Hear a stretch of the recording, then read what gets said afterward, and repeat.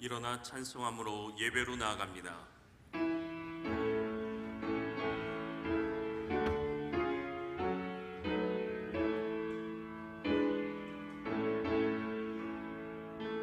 찬양하라 내 영혼아,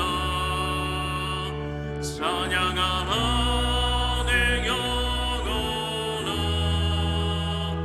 온 마음과 정성 다하여 주 찬양하라.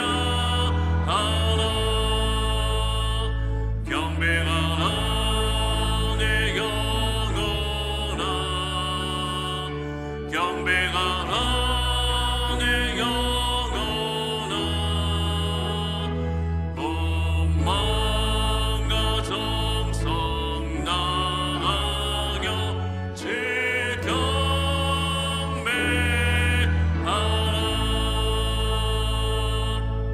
조용한 기도 드리겠습니다. 그런즉 너희가 어떻게 행할지를 자세히 주의하여 지혜 없는 자같이 하지 말고 오직 지혜 있는 자같이 하여 세월을 아끼라. 때가 악하니라. 하나님 아버지, 거룩한 성일 주님 앞으로 나아가는 이 시간 홀로 영광받아 주시옵소서. 우리의 예배를 받아 주시옵소서. 예수님의 이름으로 기원합니다. 아멘.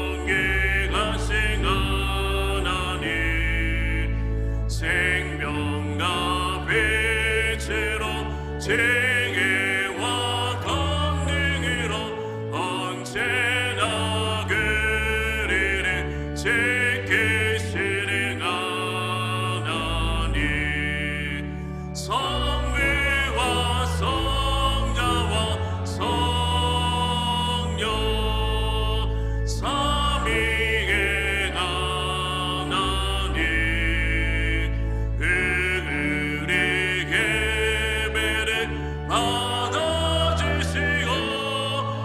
받아주시옵소서. 사랑이 넘치는 자비하신 하나님, 은혜가 횡성한 구원의 하나님, 자매의 심령에 평안을 주시옵고 죄악과 거물을 용서하여 주소서.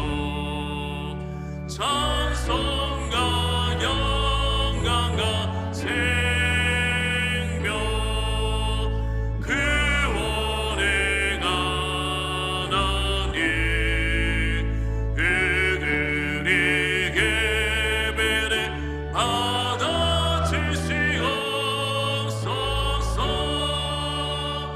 연약한 심령을 굳게 세워주시고 의든한 마음을 지혜롭게 하시고 주의 뜻받들어 참되게 살아가며 주 말씀 따라서 용감하게 가소서.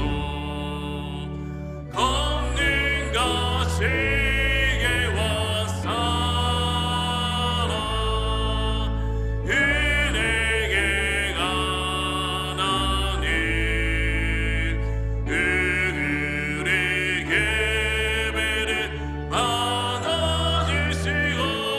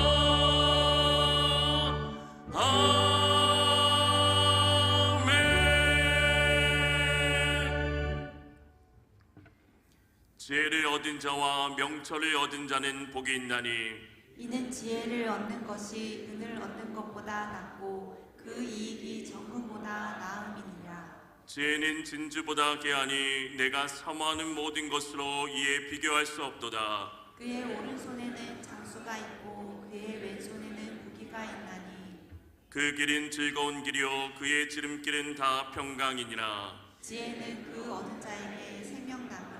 지혜를 가진 자는 복되도다.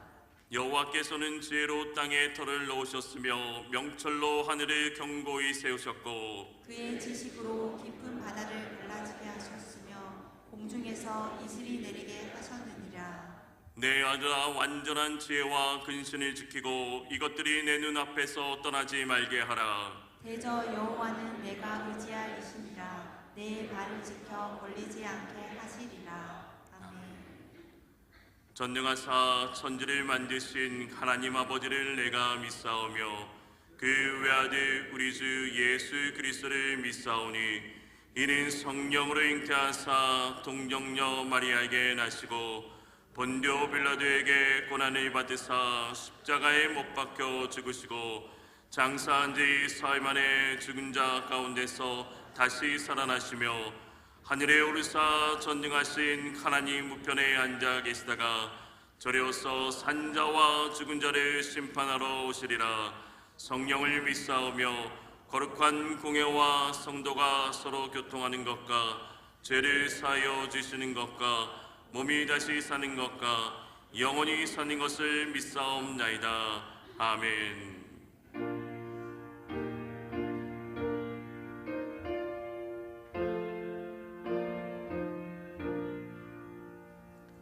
이 천지가 만물을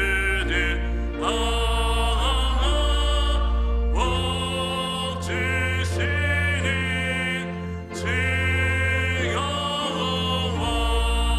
전능 성물 성자 성령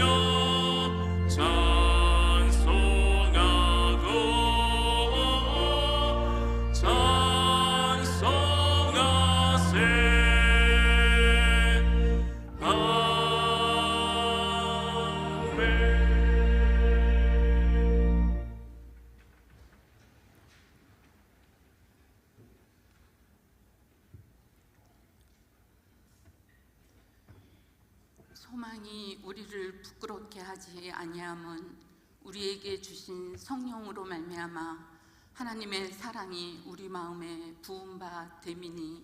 아멘.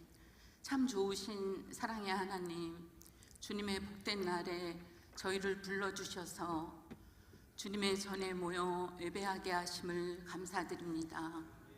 온 마음 다하여 신령과 진정으로 신실함으로 찬양과 경배 드리오니 저희의 예배를 받아 주시옵소서.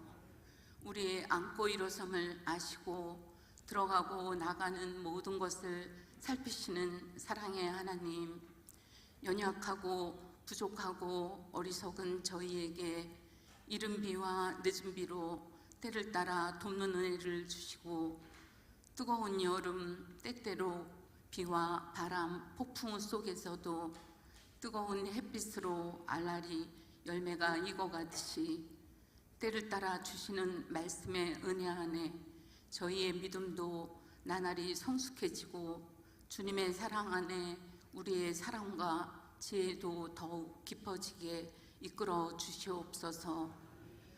우리의 교회와 우리의 가정 안에 믿음의 역사가 깊어지고 서로를 향한 사랑의 수고가 헛되지 않도록 사랑과 인내로 주님 주시는 소망을 바라보며 나아가게 하옵소서. 교회 학교 우리의 자녀들이 국내외 선교와 여름 집중 훈련을 통하여 말씀을 몸으로 체험하고 주님을 깊이 알아가고 믿음의 공동체로 잘 세워져 가게 하심을 감사드립니다.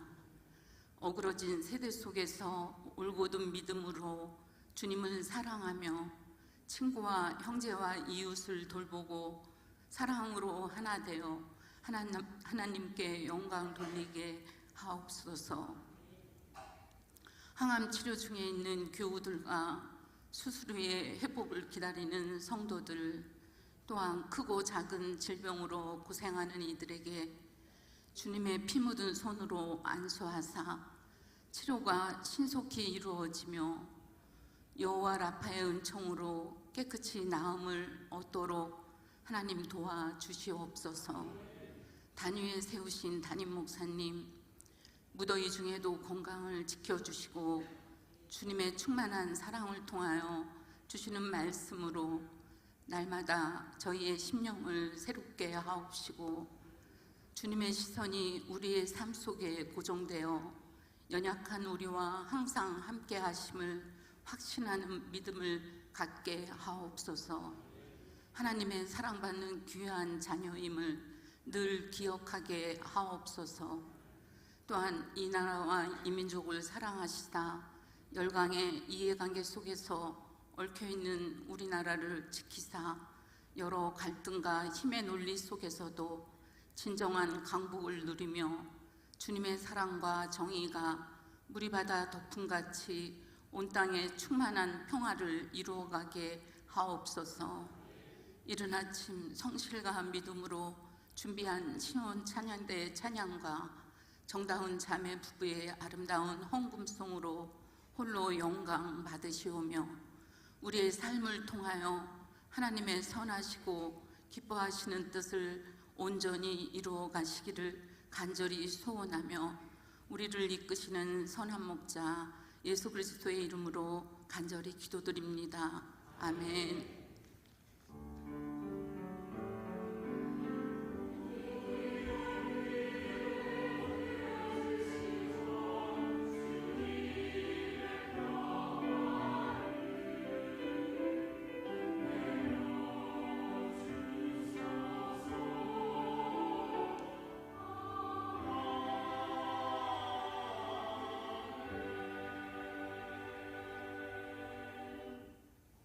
하나님의 말씀은 에베소서 5장 15절에서 21절 말씀입니다. 신약성경 315면입니다.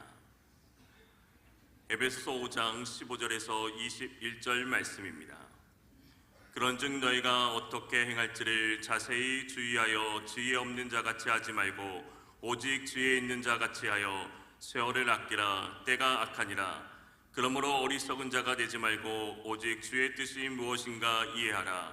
술 취하지 말라. 이는 방탕한 것이니 오직 성령으로 충만함을 받으라. 시와 찬송과 신령한 노래들로 서로 화답하며 너희의 마음으로 주께 노래하며 찬송하며 범사의 우리 주 예수 그리스도의 이름으로 항상 아버지 하나님께 감사하며 그리스도를 경외함으로 피차 복종하라. 아멘.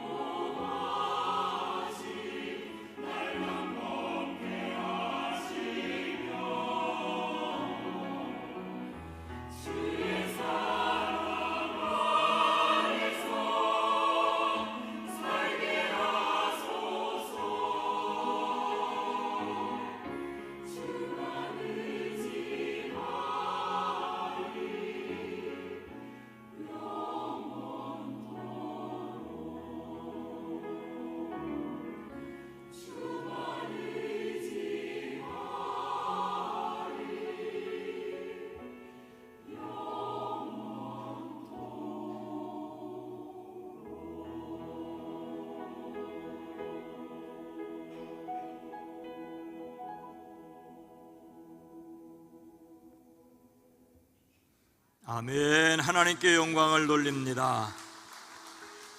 섬겨주신 시온 찬양대도 감사합니다. 감사합니다. 이 시간 함께 예배에 참여한 여러분 모두를 주의 이름으로 환영하고 축복합니다. 우리 앞뒤 옆에 있는 분들과 인사합니다. 주의 이름으로 사랑합니다. 주의 이름으로 축복합니다. 오늘도 함께 하시는 하나님의 능력으로 자신과 세상을 이기시기를 축복합니다. 슬기롭게 세상을 살아가는 하나님의 기쁘신 뜻을 헤아리는 기쁨과 평안함이 여러분의 삶에 함께하기를 축복합니다. 여러분 가운데 우리 교회 7월 주일 예배 PPT 배경화면이 무엇이었는지를 기억하는 분이 계십니까? 7월 주일 예배 PPT 배경화면은 그림이 두 가지였습니다. 하나는 제주도의 특징을 보여주는 현무암으로 쌓은 돌담과 그 위에 능소화 사진입니다. 지난 6월에 제가 제주도 삼성열 돌담을 스마트폰으로 찍은 것입니다. 두 번째 그림 역시 제주도 돌담과 그 너머에 느티나무가 어우러진 사진입니다. 제주 읍성 예토 성벽을 찍은 사진입니다. 7월 무더운 날씨에 예배드리는 분들이 조금이나마 시원하게 느꼈으면 해서 제가 찍은 사진을 갈무리에서 예배 배경화면으로 사용했습니다. 제가 찍었으니 지적재산권의 문제가 될 리가 없습니다. 8월의 주일 예배 배경화면은 제주 마라도 앞바다의 무인등대입니다. 찜통더위에 보기라도 좀 시원했으면 해서 배경사진으로 계속 사용했습니다. 역시 제가 찍었으니 사용하는데 시비를 걸 사람은 없습니다. 여행을 하면서 예배 배경화면으로 사용할 것을 생각하고 사진을 찍는 것이 어느덧 버릇이 되었습니다. 그런데 제가 이 말씀을 드리는 이유가 있습니다. 사진 잘 찍었다는 것, 이렇게 노력한다는 것 자랑하려는 것 아닙니다. 앞에서 제주 돌담 사진은 거의 손을 보지 않았지만 이 무인등대가 있는 바다 사진은 제가 처음 찍은 사진과 사뭇 다릅니다. 분위기가 다릅니다. 요즘 젊은이들에게는 손쉬운 작업이지만 그래도 예배 배경화면으로 사용하려면 여러 단계를 거쳐야 합니다. 배경화면의 모양을 잘라야 하고 크기도 조정해야 합니다. 고화질의 사진이 선명하여 좋다고 그냥 사용하면 화면이 잘 넘어가지가 않습니다. 또 사진의 색깔, 밝기, 선명도, 채도, 색조 등등을 조절해야 합니다. 이것을 제가 부족하지만 직접 조정을 하고 있습니다. 하지만 8월 배경사진은 자동 보정한 것입니다. 컴퓨터가 알아서 조정한 것이지요. 여기서 컴퓨터가 알아서 한다는 말은 사실 제대로 표현된 말이 아닙니다. 흔히 컴퓨터가 알아서 한 것이라지만 사실은 그렇게 작업하도록 어떤 분들이 만든 프로그램을 사용하여 쉽게 한 것일 뿐입니다. 우리는 원하든 원하지 않든 AI, 인공지능이란 말을 자주 듣습니다. 제가 사무실 컴퓨터에서 인공지능에 관한 가장 쉬운 설명을 부탁을 하자 제 컴퓨터가 이렇게 대답을 했습니다. 인공지능은 컴퓨터에서 음성 및 작성된 언어를 확인, 이해, 번역하고 데이터를 분석하며 추천하는 기능을 포함하여 다양한 고급 기능을 수행할 수 있게 해주는 일련의 기술입니다. 이 말이 어느 분에게는 쉬울 수 있지만 어느 분에게는 이해할 수 없이 어려울 수도 있습니다. 사람은 자신이 생각하는 것처럼 생각하는 기계를 만들려고 꾸준히 노력을 해왔습니다. 기계가 스스로 공부하여 엄청난 자료를 분석하고 예측하고 처리하는 일 등등을 하게 했습니다. 물론 기계가 스스로 공부한다는 말은 역시 그렇게 하도록 사람이 프로그램한 대로 작업한다는 뜻입니다. 그 능력과 발전이 엄청나며 쓰임새 역시 엄청납니다. 가정에서 조금이라도 더 편리해진 모든 것에 인공지능이 사용되었다고 보아야 합니다. 가장 간단하게 우리 손으로 들고 다니는 핸드폰, 이 스마트폰에서 검색하고 길을 찾는 것 모두가 인공지능의 활용입니다. 인공지능은 선택이 아니라 필수가 되었습니다. 특히 컴퓨터를 사용하여 일하는 모든 사람에게는 선택의 여지가 없습니다. 아니, 엄청나게 발전하고 있기에 어떤 분야의 인공지능을 어떻게 사용해야 할지를 선택하는 것이 중요한 시대가 되었습니다. 그래서 사람에 관하여 생각하는 이 8월에 인공지능도 생각하게 되었습니다. 사람은 하나님의 형상으로 지음을 받았으나 하나님과 관계가 깨어진 죄인이 되었습니다. 그래도 예수님 안에서 살아갈 방향이 있습니다. 자신의 연약함을 알아야 하고 예수님께로 되돌아와야 하고 그 발에 엎드려야 합니다. 하지만 눈부신 인공지능의 발달로 생각해야 할 것이 더욱 많아진 세상에서 왜 그렇게 해야 할지를 생각해야 합니다. 이 시간을 통하여 오늘을 살아가는 그리스도인의 자세에 관하여 함께 생각하려고 합니다. 오늘날 이 세상을 우리는 어떻게 살아야 할까요? 첫째로 어떻게 행할지 자세히 주의하여야 합니다. 15절 말씀입니다. 그런즉 너희가 어떻게 행할지를 자세히 주의하여 지혜 없는 자같이 하지 말고 오직 지혜 있는 자같이 하여. 하나님께서 사도 바울을 통하여 에베소 교회 성도들에게 빛의 자녀로 살 것을 말씀하십니다. 그리스도께서 여러분을 사랑하셔서 우리를 위하여 하나님 앞에서 향기로운 예물과 제물로 자기 몸을 드리신 것 같이 여러분도 사랑으로 살아가십시오. 여러분도 사랑으로 살아가십시오라고 말씀하는데, 이 세상이 어떤 세상이라고 말합니까? 음행이나 온갖 더러운 행위나 탐욕이 넘칩니다. 더러운 말과 어리석은 말과 상스러운 농담이 예사입니다. 음행하는 자나 행실이 더러운 자나 탐욕을 부리는 우상 숭배자가 많습니다. 그래서 여러분은 아무에게도 헛된 말로 속아 넘어가지 마십시오라고 말하고 있습니다. 그리고 이어서 그러므로 여러분은 어떻게 살아가야 할지를 살피십시오라고 오늘 본문 말씀을 말하고 있습니다. 너희가 어떻게 행할지에서 행하다는 말은 누구의 주변에서 그 사람들과 어울려 살아가는 추종자가 되는 것을 가리킵니다. 자신이 누구를 무엇을 따라가고 있는지 자세히 주의하라고 말하고 있습니다. 자세하다는 말은 가장 엄하고 정확한 것을 가리키는 말에서 유래해서 엄격하고 정확하고 신중한 것을 뜻합니다. 주의한다는 말은 기본적으로 본다는 뜻입니다. 경험으로 알고 마음의 눈으로 보는 것을 포함하고 있습니다. 정확하고 신중하게 살펴야 할 것을 명령합니다. 어제 어느 한 신문의 머릿 기사는 AI 초혁신 30대 과제 기술주도 성장 띄운다였습니다.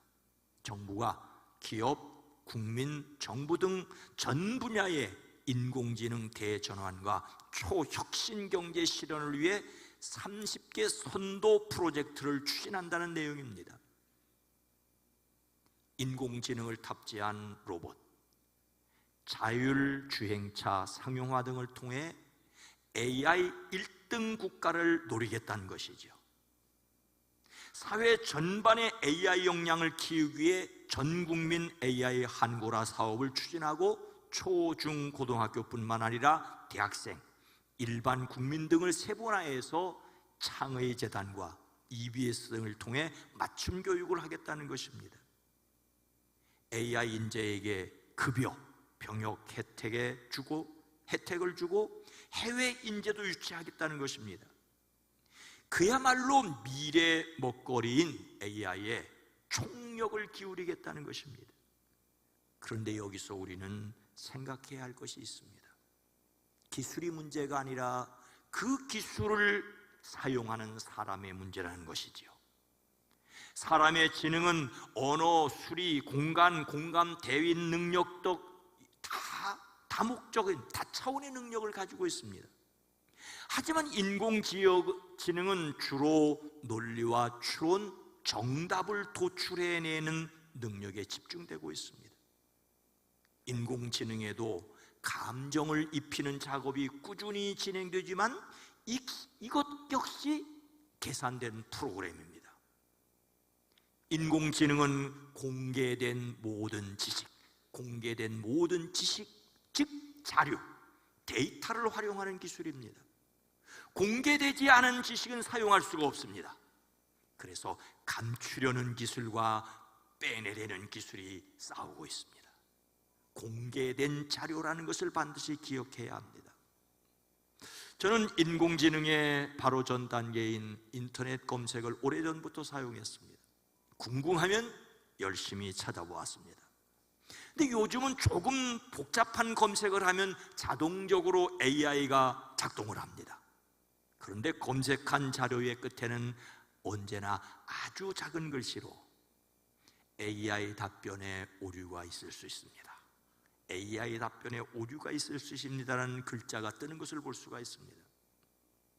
오래전부터 검색한 자료를 읽다가 그 자료가 살짝 또는 마침내 다른 곳으로 흘러가는 것을 자주 보았습니다. 성경질이나 배경 설명 자료를 검색하여 읽다 보면 이상한 주장, 이단들이 올린 자료임을 알 수 있습니다. 그야말로 잘 나가다 삐뚤어 나가는 것이지요. 그것이 그들의 노림수일 수 있습니다. 그러니 AI 답변에 오류가 있을 수 있습니다라는 말을 새겨드려야 합니다. 그렇다면 오류를 분별해내는 지혜가 필요합니다. 그래서 2000년 전 하나님께서 바울을 통하여 에베소 교회에 하신 말씀, 그런즉 너희가 어떻게 행할지를 자세히 주의하여 지혜 없는 자같이 하지 말고 오직 지혜 있는 자같이 하라는 말씀이 유효합니다. AI 답변에 오류가 있다고 해서, 인터넷에서 이상한 자료가 넘친다고 해서 인공지능을 사용하지 않거나 인터넷을 끊고 살 수는 없는 세상이 되었습니다. 특히 우리의 다음 세대들은 어쩔 수 없습니다. 그러니 자신이 아니더라도 자녀나 손주들이 인공지능을 어떻게 활용할지에 대하여 깊은 관심을 가져야 합니다. 여러분은 지금 인공지능이 활용된 말씀을 듣고 있습니다. 오늘날 이 세상을 우리는 어떻게 살아야겠습니까? 둘째로 주의 뜻이 무엇인가를 이해해야 합니다. 17절 말씀입니다. 그러므로 어리석은 자가 되지 말고 오직 주의 뜻이 무엇인가 이해하라. 오래전 어느 분이 세상은 넓고 할 일은 많다라는 말을 했었죠. 그 말을 변용하자면 지식의 바다는 넓고 분별해야 할 일은 많다라고 할 만합니다. 가히 지식의 홍수시대를 넘어서 그 지식을, 그 자료를, 그 데이터를 어떻게 사용해야 할지에 관한 인공지능도 사실 홍수를 이루고 있습니다. 이미 세계적으로 마이크로소프트, 메타, 아마존, 구글이 AI 시장의 선두를 다투고 있습니다. AI 서비스에서는 오픈 AI의 챗GPT, 구글의 제미나이, 엔트로피의 클로드, 그리고 XAI의 그록이 4대 천왕이라고 불리고 있습니다. 그 외에 수천 가지 서비스가 고유의 강점과 특징을 내세우며 사람들에게 선택을 요구하고 있습니다. 그러니 자신이 어떤 목적과 필요에 따라 선택해야 할지를 사용자가 결정해야 합니다. 어떻게 행할지 자세히 주의해야 한다는 말씀에 이어 어리석은 자가 되지 말라고 말하고 있지요. 어리석다는 말은 깊이 생각하지 않는 것을 가리킵니다. 깊이 생각하지 않으면 분별할 줄 모르는 어리석은 사람이 됩니다. 그런데 그렇게 되지 말라고 하십니다. 그리고 이어서 오직 주의 뜻이 무엇인지 이해하라고 하십니다. 이해한다는 말은 일과 어리석다는 말이 반대말로 쓰였습니다. 어리석다는 말이 분별하지 못한다는 말이라면 이해한다는 말은 분별하라는 뜻이지요. 그러나 이해한다는 말은 하나님의 생각에 자신의 뜻을 비추어 헤아리라는 뜻이 있습니다. 그리스도인들이 어떻게 행동해야 할지를 자세히 주의하고 분별하되 하나님의 뜻에 비추어 이해하라고 말하고 있습니다. 예수님을 믿음으로 새 사람 된 그리스도인들은 하나님께서 자신에게 바라시는 것이 무엇인지를 깨닫고 사는 일에 도전해야 합니다. 무엇을 선택하기에 앞서 하나님의 뜻이 무엇인지를 생각하는 것이 일상이어야 합니다. 여러분은 이런 이야기를 알고 있습니다. 어떤 유대인이 있었다지요. 그는 부자여서 많은 소와 양 그리고 종들을 거느렸습니다. 하지만 아들은 하나였습니다. 그는 외아들을 외국에 보내 공부하도록 하였습니다. 그런데 애석하게도 그 부자는 아들이 공부를 마치고 돌아오기 전에 병이 들어 죽었습니다. 그런데 그는 죽으면서 이상한 유언을 남겼습니다. 나의 모든 재산은 우두머리 하인에게 남겨준다. 단 아들이 돌아온 뒤에 내 외아들이 무엇이든지 한 가지를 선택한 뒤에 그 나머지 모두를 우두머리 하인에게 준다는 것이었습니다. 아들은 연락을 받고 그 비도로와 슬픔 가운데 아버지의 장례를 치렀습니다. 아들은 아버지의 많은 재산 가운데 오직 하나만 선택할 수 있게 되었습니다. 우두머리 하인은 주인의 재산을 모두 갖게 된 탓인지 주인 아들을 대하는 태도가 이전과는 사뭇 달라졌습니다. 아들은 랍비를 찾아가 아버지를 원망하는 말을 하였습니다. 하지만 랍비는 그 아버지가 지혜로운 분이라며 아버지의 깊은 뜻을 생각하라고 하였습니다. 아들은 아버지의 뜻을 깊이 생각하기 시작했습니다.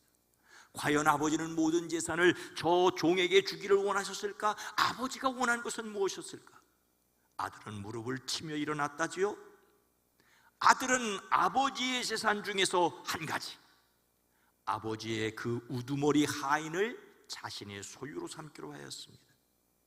아버지의 소유였던 하인이 아들의 것이 되자 그 하인의 모든 것도 그 아들의 것이 되었습니다. 그 아버지는 지혜로운 분이었습니다. 만약 처음부터 모든 재산을 아들에게 물려준다고 유언했더라면 아들이 돌아오기도 전에 하인의 모든 재산을 챙겨 도망갔을 것입니다. 하지만 아들이 선택할 한 가지를 제외하고 자신이 가질 요량으로 아들이 선택할 때까지 모든 것을 잘 관리하고 있었습니다. 때로는 하나님께서 하시는 일이 원망스러울 수도 있습니다. 하지만 하나님의 뜻은 궁극적으로 사람의 행복입니다. 하나님께서는 내가 오늘 내 행복을 위하여 내게 명하는 여호와의 명령과 규례를 지킬 것이 아니냐라고 하십니다. 더욱이 이스라엘이여 너는 행복한 사람이로다라고 하십니다. 하나님께서 그 백성을 행복하도록 하시려는 일이라는 것을 믿으면 다시 생각해야 합니다. 우리가 이 세대의 풍조를 본받지 말고 마음을 새롭게 함으로 변화를 받아서 하나님의 선하시고 기뻐하시고 완전한 뜻이 무엇인지를 분별하도록 하는 것이 삶의 예배라는 사실을 기억해야 합니다. 앞에서 제가 찍은 것이라 돈을 내지 않는다는 말씀을 드렸습니다. 인공지능은 데이터, 자료를 바탕으로 하는데 그것이 돈입니다. 어떤 분야의 인공지능을 개발하는데 엄청난 개발비가 듭니다. 좋은 자료를 사용하는데도 비용이 듭니다. 그러니 편의를 받았으면 거기에 상응하는 대가를 지급하는 것은 당연합니다. 모든 것이 이익을 목적으로 개발되었다는 사실을 잊지 말아야 합니다.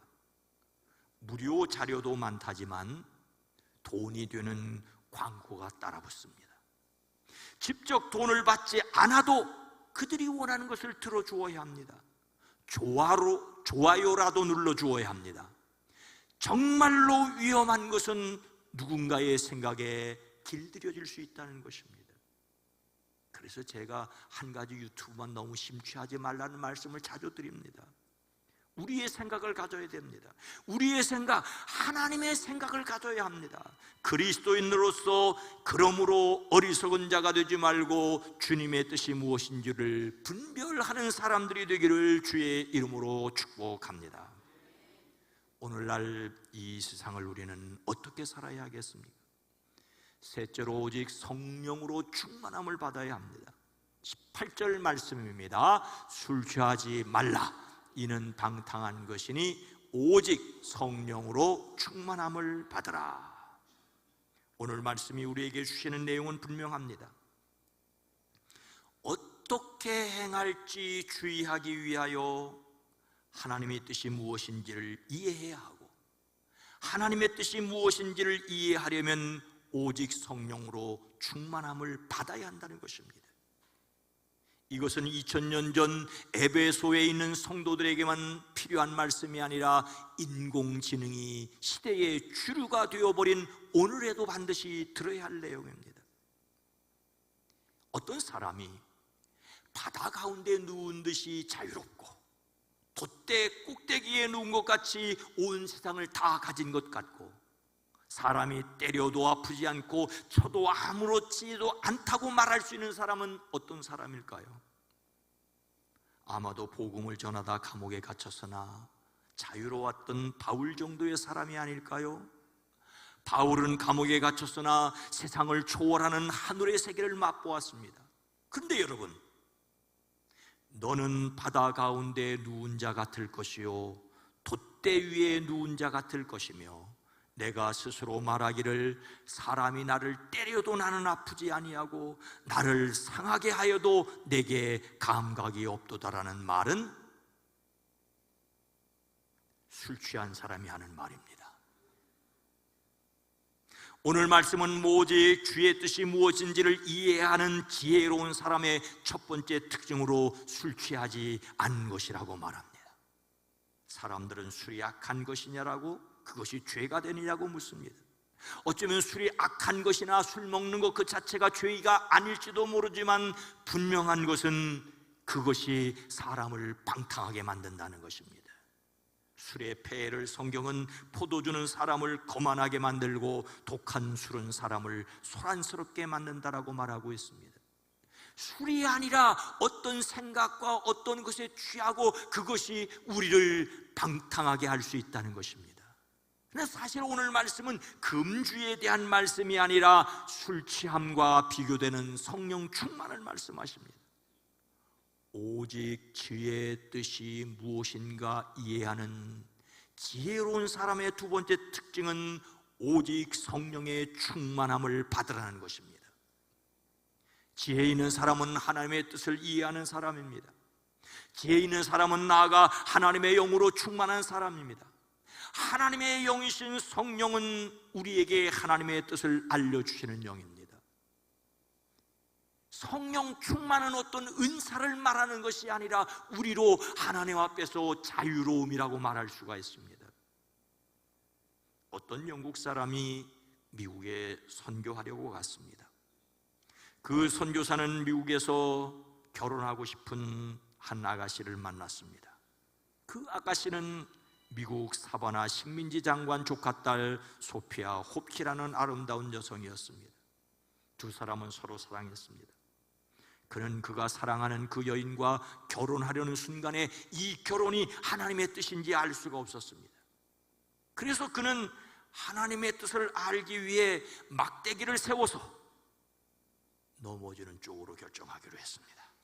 근데 그 막대기가 결혼 반대쪽으로 넘어가고 말았습니다. 하나님의 뜻을 말도 안 되는 방법으로 알려고 했습니다. 더 큰 문제는 호피가 다른 남자와 결혼하자 그 여자가 성찬 예식에 참여하지 못하게 했습니다. 그러자 호피 집안의 사람들과 이웃이 그 선교사를 옹졸한 비인격자로 나무라는 것은 당연했습니다. 결국 그는 미국에서 선교 활동을 포기하고 낙심하여 영국으로 돌아올 수밖에 없었습니다. 이 선교사의 이름이 무엇인지 아십니까? 존 웨슬레입니다. 이 이야기를 하는 이유는 하나님의 뜻을 잘못 판단한 한 예를 들기 위해서일 뿐입니다. 감리교인은 어떤 사람을 필요 이상으로 과대평가하거나 영시하지 않습니다. 실수는 실수로 인정하여 반복하지 않으려고 하고 공로는 공로대로 인정하여 모범으로 삼고 배우려는 사람들입니다. 절대로 지팡이를 세우고 넘어지는 것으로 하나님의 뜻을 결정하지 마십시오. 존 웨슬레는 다소 믿음이 흔들린 상태로 영국으로 돌아왔습니다. 그는 바다의 풍랑 가운데서도 평안을 잃지 않았던 독일 모라비안 그리스도인들을 기억하고 그들을 찾아가 겸손히 배웠습니다. 그리고 1738년 5월 24일 그의 가슴을 뜨겁게 하는 성령을 경험합니다. 그의 연말에는 성령의 은사를 엄청나게 경험하였습니다. 그리고 그는 평생 성령으로 충만하여 하나님께 이끌림을 받는 사람을 살았습니다. 우리는 하나님의 뜻을 알기 위해 말씀을 읽어야 합니다. 하지만 그 말씀의 지식이 우리를 자유롭게 하거나 기쁘게 하지 못한다는 것을 기억해야 합니다. 하나님의 말씀을 기록하도록 하셨던 그 성령께서 우리에게 함께 계심으로 말씀을 깨달아 알게 하실 뿐만 아니라 우리를 자유하게 하십니다. 성령이 우리를 인도하도록 우리는 기도해야 합니다. 순종의 기도입니다. 우리는 자신에게 지혜가 부족하다는 사실을 인정하고 모든 사람에게 후히 주시고 꾸짖지 않으시는 하나님께 기도해야 합니다. 그리고 또 하나, 시와 찬미와 신령한 노래로 서로 화답하며 우리의 마음으로 주님께 노래하며 찬송해야 합니다. 그리고 또 하나, 모든 일 늘 우리 주 예수 그리스도의 이름으로 하나님 아버지께 감사를 드려야 합니다. 하나님께 찬송을 드리고 감사하는 마음이 계산하고 분석하고 판단하고 결정하는 인공지능에 사람다움을 줄 수 있습니다. 인공지능에 가장 필요한 것이 사람다움입니다. 그래야 한편으로 치우치지 않은 하나님의 형상으로 점점 회복될 수 있습니다. 성령 충만으로 가장 사람다울 수 있기를 주의 이름으로 축복합니다. 사랑하는 성도 여러분, 오늘 이 시대는 가히 인공지능의 시대라고 할 수 있습니다. 어느 한 사람이 생각하는 것을 뛰어넘어 공개된 모든 지식을 활용하게 되었습니다. 인공지능 AI는 그런 지식을 활용할 수 있게 하는 기술입니다. 그런데 그 기술은 만든 사람과 사용하는 사람 사이에 미묘한 줄다리기가 있습니다. 주고받는 거래가 있다는 것을 기억하십시오. 거래에는 반드시 주고받는 내용이 있습니다. 그래서 지혜가 필요합니다. 더욱 사람다움이 필요한 시대입니다. 그래서 가장 사람답게 하시는 하나님의 뜻을 깨닫기 위해 성령을 의지하기를 원합니다. 피할 수 없는 길이기에 당당하게 맞서야 하지만 그것은 지혜로움과 겸손함, 그리고 하나님이 본래 창조하신 사람다움이어야 합니다. 성령으로 충만하여 주의 뜻을 이해하는 저와 여러분 모두가 되기를 주의 이름으로 축복합니다. 거룩하신 하나님, 자비로우신 주님, 지식이 홍수를 이루고 있기 때문에 그 지식을 분별할 수 있는 지혜가 필요한 시대입니다. 인공지능이 주류를 이루고 있기에 더욱 사람다움이 그리워지고 사람다움이 회복되어야 할 것을 기억하게 됩니다. 주님, 하나님이 태초에 만드신 사람다움, 하나님의 형상을 회복하기 위해 그리스도 안에서 새로운 피조물일 뿐만 아니라 이 시대 속에서 하나님의 형상을 회복하는 우리의 삶이 되어지게 하옵소서. 주여, 기도합니다. 우리의 다음 세대, 우리의 젊은이들이 기술에 함몰되는 것이 아니라 기술을 잘 활용할 수 있는 하나님의 백성들 되어지게 하옵소서. 예수님의 이름으로 간절히 기도드리옵나이다. 아멘.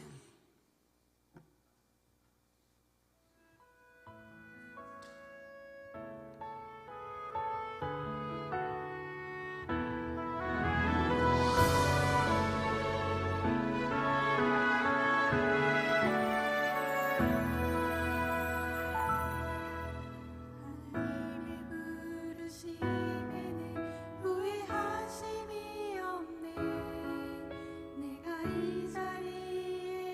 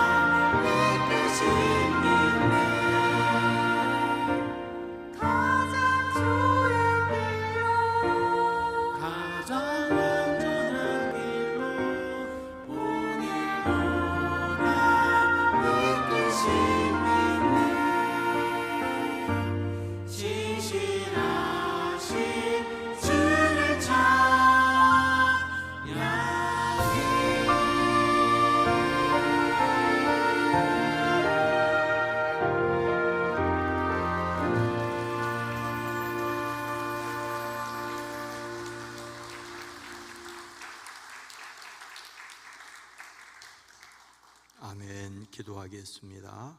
하나님 아버지, 주의 진실하심을 믿습니다.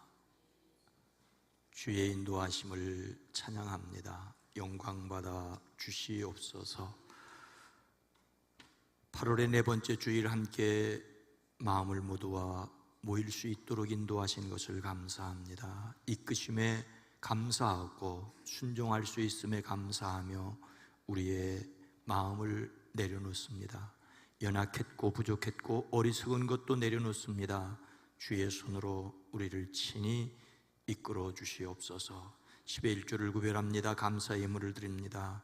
선교를 위해, 장학을 위해, 비전을 위하여 드립니다. 주일 헌금으로 1,000번제를 드립니다. 영광 받아 주시되, 하나님 사랑하는 삶의 자리, 힘들고 어려울 때, 걸림돌을 만난 것 같을 때 그것이 디딤돌이 되는 것을 경험케 하옵소서. 이 예배를 위해 찬양대로 섬깁니다. 연주자로 섬깁니다.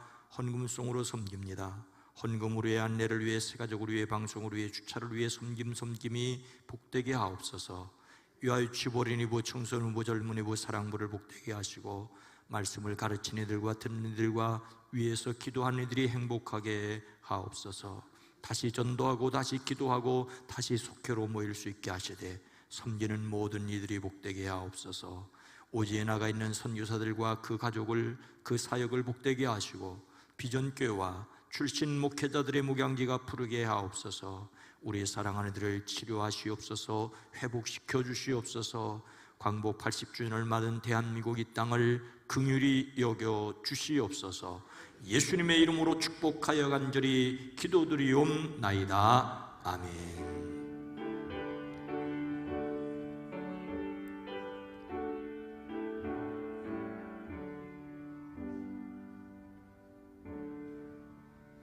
다시 한번 여러분 모두를 주의 이름으로 환영하고 축복합니다. 성령 강림절후 11번째 주일입니다. 성령의 도우심으로 주님을 닮아가기를 원합니다. 8월의 주제 성품은 겸손, 야고보서 4장 6절 말씀이 요절입니다. 함께합니다. 그러나 더욱 큰 은혜를 주시나니 그러므로 일러스되 하나님이 교만한 자를 물리치시고 겸손한 자에게 은혜를 주신다 하였느니라. 아멘. 겸손은 덕분입니다. 하나님 덕분입니다. 이웃의 덕분입니다를 고백하는 것이죠. 이 시간 어제 결혼식을 올린 부부를 소개하고 함께 기도했으면 좋겠습니다. 조나단 추, 그 다음에 고지영, 앞으로 좀 나오시죠. 네. 가운데로 오세요. 저를 보십시오. 제가 잠깐 기도하겠습니다. 하나님, 조나단 추, 고지영 두 사람을 짝지어 아내가 되고 남편이 되게 하셨습니다. 이 두 사람의 인생의 계획에 세미하게 인도하여 주시옵소서. 특별히 또 한국 강단에서, 싱가포르 강단에서, 그리고 세계의 외교에 관해서 의견을 나누고 한국의 평화와 세계 평화에 이바지해 가는 이 한 가정이 되어지게 하시되, 건강도 주시고 지혜도 주시고 주변에도 없는 손길도 더하여 주시옵소서. 예수님의 이름으로 축복하여 기도합니다. 아멘. 자, 돌아서시기 바랍니다.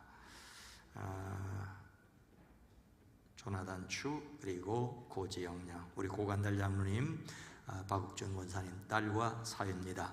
이제 한국 고려대 강단에서 또 남편은 싱가포르 대학에서 또 강의를 하는데, 이들이 행복하도록, 무엇보다도 역량을 잘 발휘할 수 있도록 박수로 격려해 주시기 바랍니다.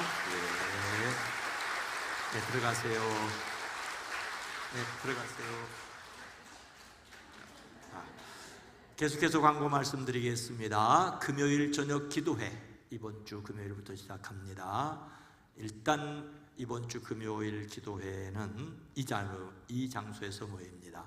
속장 결단 예배로 모든 속회 속장님들 함께 모여주시고, 각 속회는 미리 광고 말씀드렸던 것보다 한 주간 늦게 다음 주부터 시작합니다. 수요 기도회도 9월 3일부터 시작합니다. 장학위원회 있고요. 장학을 위해서 기도하는 공으로 함께 하시는 분들에게 감사를 드립니다.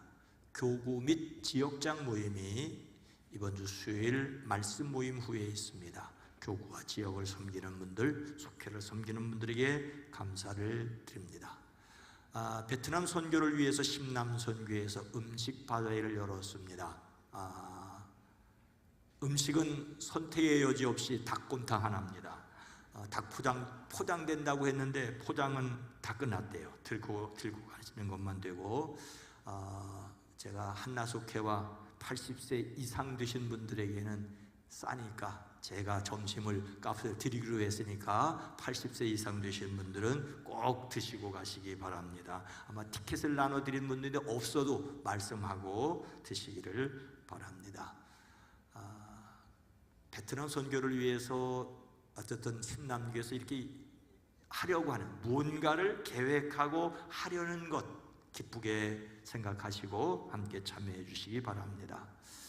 어려움을 겪는 분들이 아주 몇몇 분들 계십니다. 수술을 앞에 두고 계신 분이고 치료 중에 있는 분도 계신데 여러분들께서 함께 합심해서 기도해 주시기를 부탁을 드립니다. 기획위원회 있었고요. 9월 새날기도회 다음 주 월요일에 있습니다. 연회 평신도 수련회도 있습니다. 함께 일어나셔서 함께 찬송하겠습니다.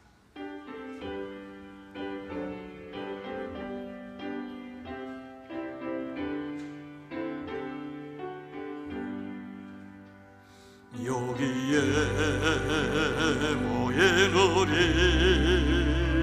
주의 은총 받은 자여라. 주께서 이 자리에 함께 계심을 아노라. 언제나 주님만을 찬양하며 따라가리니 시험을 당할 때도 함께 계심을 믿노라. 이 믿음 더욱 크세라. 주가 지켜주신다. 모든 밤에도 주의 맑은 인도하여 주신다. 어떻게 행할지 자세히 주의하기 위해 하나님의 뜻을 이해하십시오. 아멘. 성령 충만으로 하나님의 뜻을 헤아려 하나님의 사람으로 살겠습니다. 이제는 우리 구주 예수 그리스도의 은혜와 하나님 아버지의 놀라우신 사랑하심과 성령님의 감화감동 내주 교통하심이 사랑하심을 입은 온 성도들 위해, 가정 위에, 일터 위에, 이 나라의 민족 이 세계 위에 주님 오시는 그날까지 함께 계시옵기를 간절히 축원하옵나이다. 아멘.